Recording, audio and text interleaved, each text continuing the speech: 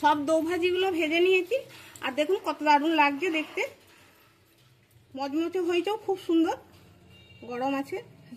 এই দেখুন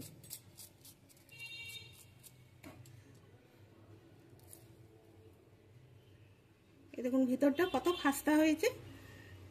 নমস্কার বন্ধুরা, সানুদির রান্নাঘরে আপনাদের সবাইকে স্বাগত জানিয়ে চলে এসেছি প্রতিদিনের মতো আবারও একটি নতুন রেসিপি নিয়ে। আজকে আমরা বানাবো পেঁয়াজের দো ভাজি। পেঁয়াজের দো ভাজি বানানোর জন্য এখানে আমি বেশ কিছু পেঁয়াজ কেটে নিয়েছি। একটা বাটি নিয়েছি, বাটির মধ্যে আমি ঢেলে দিচ্ছি।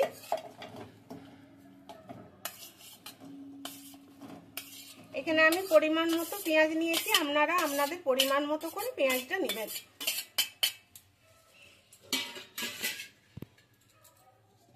নিচ্ছি এক বাটি বেসন। যে পরিমাণে আমি পেঁয়াজটা নিয়েছি সেই পরিমাণ করে আমি বেসনটা নিলাম। এবার দিচ্ছি এক বাটির 4 ভাগের 1 ভাগ গমের আটা। দিচ্ছি একটু কাঁচা লঙ্কা, কালো জিরে, গোটা জিরে, জোয়ান,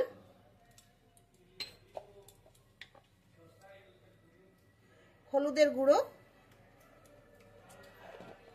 এবার ভালো করে মিশিয়ে নিচ্ছি।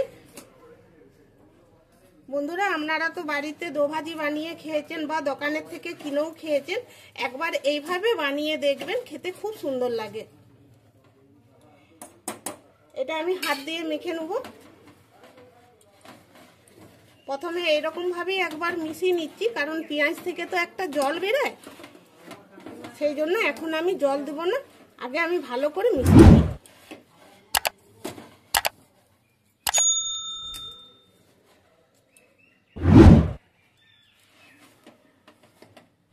মিশিয়ে নিয়েছি, এবার অল্প করে জল দিয়ে মেখে নিচ্ছি।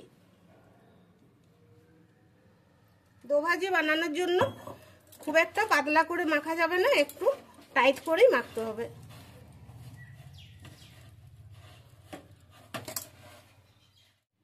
এই দেখুন এরকম করে মেখেছি।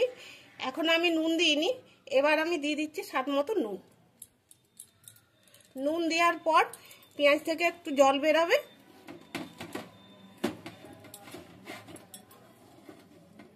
খুব ভালো করে নুনটা দিয়ে মেখে নিচ্ছি।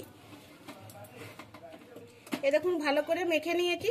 এবার আমি 10 মিনিটের মতো ঢাকা দিয়ে রেখে দিচ্ছি, কারণ এইটা যতটা শক্ত লাগছে এটা নরম হয়ে যাবে। ফিরে এলাম বন্ধুরা 10 মিনিট পর। দেখুন দেখেই মনে হচ্ছে অনেকটা নরম হয়ে গেছে। এবার আমি দিয়ে দিচ্ছি একটু খাবার সোডা। খাবার সোডা দিয়ে খুব ভালো করে মেখে নিচ্ছি। এ দেখুন কতটা নরম হয়ে গেছে।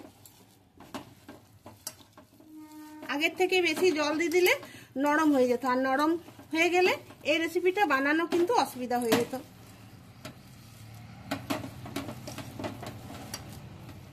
খুব ভালো করে মেখে নিয়েছি। এবার আমি হাতটা ধুয়ে আসি। হাতে একটু তেল বুলিয়ে নিয়েছি।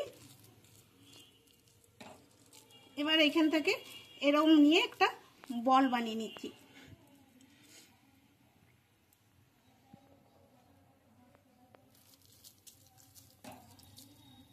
আমি এই সাইজের বানাচ্ছি, আপনারা পছন্দ মতো ছোট অথবা বড় করে নেবেন।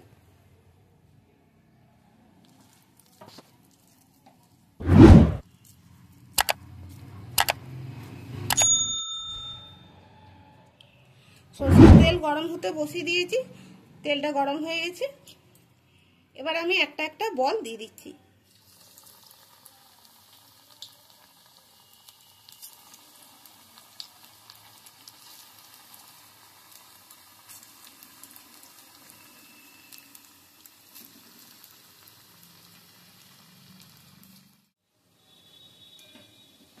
এবার আমি উল্টে নিচ্ছি।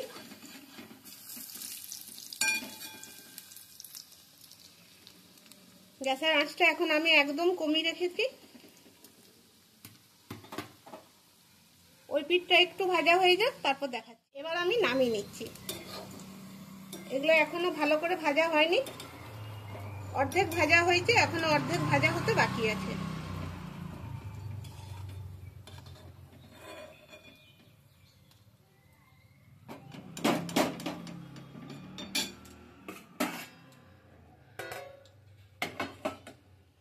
বাকি বলগুলো একইভাবে আমি ভেজে নিচ্ছি।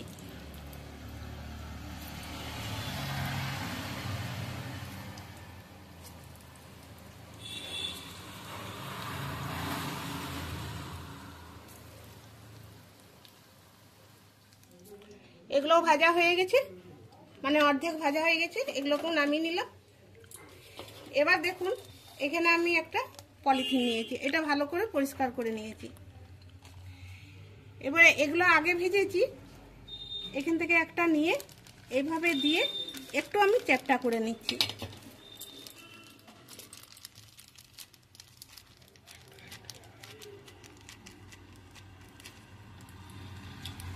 এরভাবে চ্যাপটা করে নিলাম।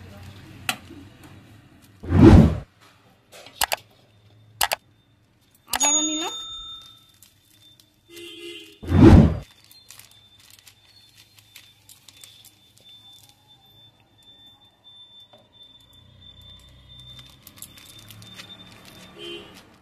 আবার এগুলো আমি তেলের মধ্যে ছেড়ে দিচ্ছি।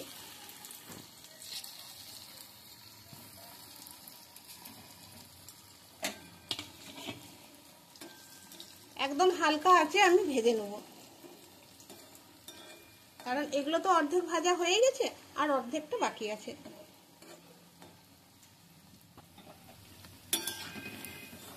এ দেখুন এগুলো ভাজা হয়ে গেছে, খুব সুন্দর একটা কালার চলে এসছে। এবার আমি নামিয়ে নেব।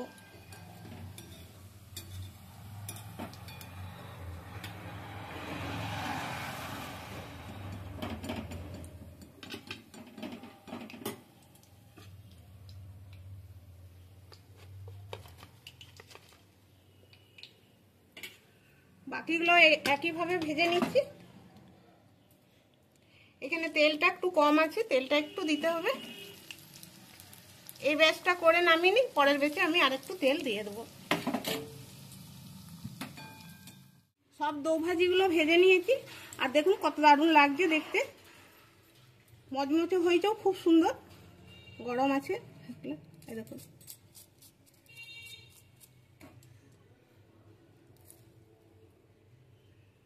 দেখুন ভিতরটা কত খাস্তা হয়েছে। আর এই দো ভাজিটা বিকেলবেলায় গরম গরম চায়ের সঙ্গে দারুণ খেতে লাগবে, তাছাড়া দুপুরে ভাতের সঙ্গে খেতেও খুব সুন্দর লাগবে।